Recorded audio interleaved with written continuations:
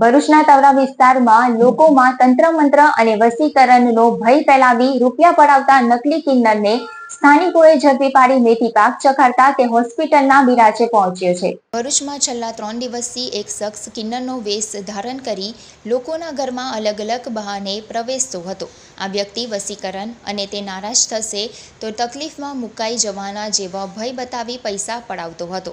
3 દિવસમાં 2 લોકો પાસેથી 35,000 રૂપિયા આંચકી લેનાર ઠગની જાણ અસલી કિન્નરોને થતાં સ્થાનિકોને સાથે રાખી વોચ ગોઠવવામાં આવી હતી. રવિવારે આ ઠગ નકલી કિન્નર ફરી એકવાર પૂર્વ પટ્ટીના તવરા વિસ્તારમાં લોકોને શિકાર બનાવવાના ગતકડા કરતો નજરે પડતા તેને ઝડપી પાડ્યો હતો. નકલી કિન્નરને લોકોએ પકડી ઘેરી લીધા બાદ અસલી કિન્નરોની પણ એન્ટ્રી થઈ હતી. લોકોને ભયમાં રાખી પૈસા પડાવતા ઠગને ઝડપી પાડ્યા બાદ તેને બરાબર મેથી પાક ચખાડ્યો હતો. અસલી કિન્નરો અને ટોળા વચ્ચે જ નકલી કિન્નરે પોતાના વસ્ત્ર કાઢી તે પુરુષ હોવાનો અને પૈસા પડાવવા નકલી કિન્નર બની ફરતો હોવાનો પુરાવો આપ્યો હતો. આ શખ્સને લોકોએ એ ઢબે ઢીબી નાખ્યો હતો કે એ બેભાન થઈ ગયો હતો. કિન્નર સમાજે તેમના નામે પૈસા એંઠનાર તત્વોથી સાવચેત રહેવા અપીલ કરી હતી. માર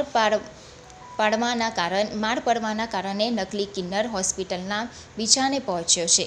બીજી તરફ ભરૂચ શહેર સી ડિવિઝન પોલીસ પણ આ મામલામાં સક્રિય થઈ છે અને ઘટનાની તપાસ શરૂ કરાઈ છે.